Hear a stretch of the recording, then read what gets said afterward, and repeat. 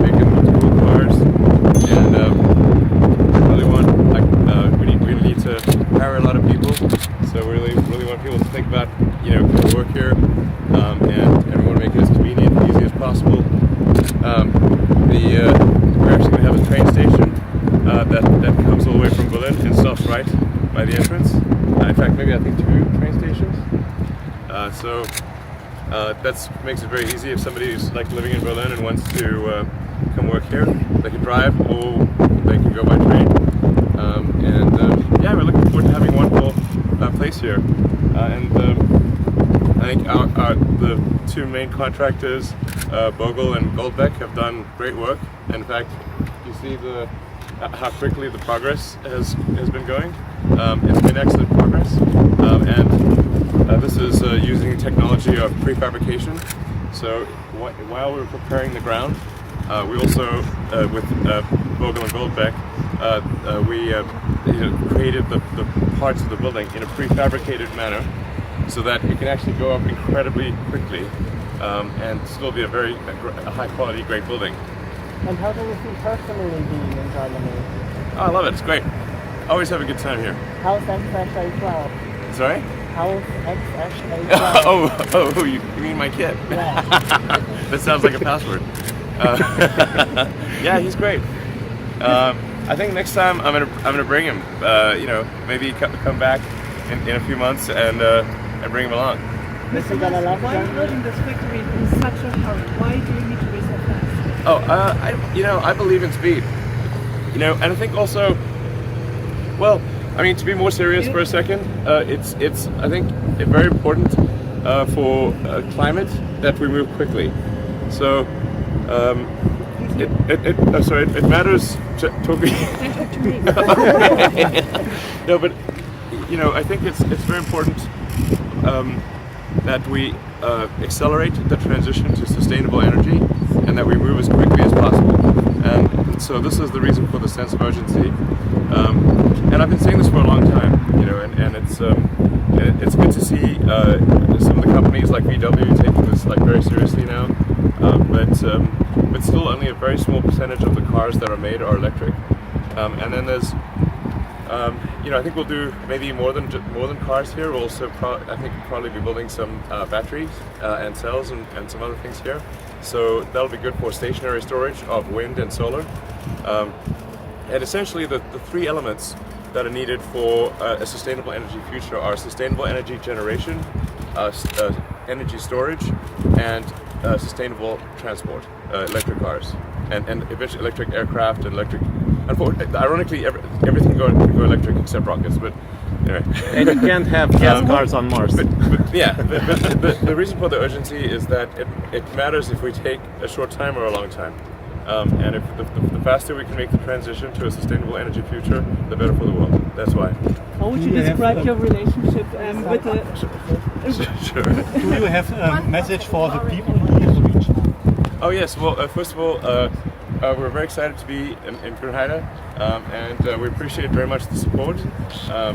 And I want to make sure that when we have the big party to celebrate the opening, that the whole neighborhood is invited. Okay. Yes, everyone's invited. We'll start the party early, and so if you want to have an early party, go, and then it'll go late, and then we'll have I don't know, sort of a rave thing at the end, some cool techno or something. But it'll be ranged from from family event to late night. I think a rave cave is culturally necessary. It is. Totally. It's cool. Totally. What are you doing here today?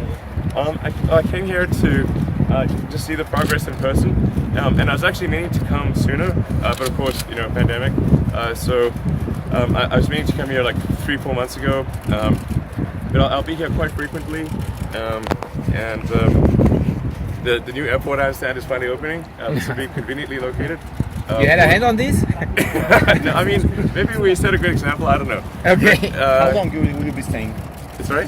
How long will you be staying? I'm with you. I'm heading out late tonight. Oh. So I've been from the beginning of the week till now. So it's been about four days or so. But it's been great. I love Germany. It's great. and I'm just very impressed with the level of talent and capability, engineering skill, and it's like, you know, I feel like this is a really ideal place to have our first factory in Europe. And you know, we're also going to do more than we'll start off with the factory, but then we're also going to do some original engineering and design work. And I think you know, I may mention that the Berlin paint factory will be the most advanced paint factory of any car factory in the world. And I think this is going to be really cool. It's going to be, actually, to be totally frank, better than the one in the US. But you know, whatever. We'll upgrade the one in the US later. So it's a really cool multi-layer paint system, and you know, we're gonna have a color lab here, and it's gonna be really cool. So you know, it's engineering and design as well as manufacturing. So What are the plans for the future? yeah, I mean, well, it's like I was saying, it's you know, we're gonna build the factory, but then we also I mean, there's a bunch of innovative stuff that we'll be doing here that we'll tell you about in the future. It's not just you know, a copy of the Model Y. It's actually a radical redesign of the core technology of building a car. And some of this, when I do Battery Day later in September, I'll talk about what we're going to be doing here in Berlin. But it'll be the first time that there's going to be a transformation in the core structural design of the vehicle. It's quite a big thing. So it's like I said, both manufacturing, engineering, and design as well. This must the main problem here in the region is the water. Okay, sure. Do you know about the water problem in the region? I'm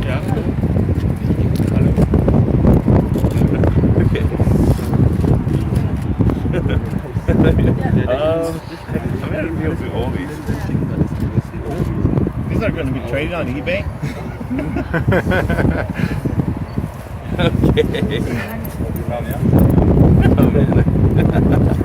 Elon, Yeah. about those 5 minutes I asked about, please. Actually, we would also like I to know came about all the way from you know where. Like to hear about the water issues we're having in Hamburg.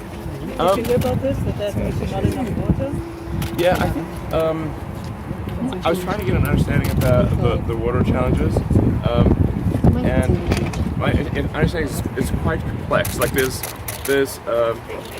like a lignite mine or something like that that's pumping water that previously was pumping water from this mine, and then that mine was providing water, but now the mine is stopping.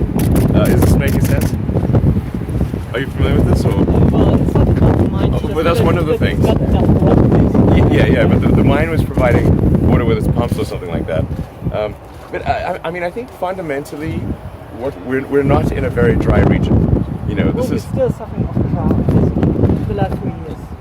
yeah. But I mean, these trees wouldn't be growing if there was no water. You know, I mean, we're not in the desert. So, but I think like the reality is like the factory is not a very intense consumer of water per square meter. That's, you know, over the course of the year per square meter, it's not a very intense user of water, and we'll recycle as much as humanly possible. And I think this will be, I'm pretty confident it will be the most environmentally friendly factory in the world. That's certainly our goal. And so anything we can do to make it better for the environment, we want to do that, because that's the mission of the company. So if anyone has an advice, we're very open to criticism and advice for what we can do better. So let us know. You know. All right, cool. Thanks a lot. Elon. Oh man, I gotta go actually look at the factory.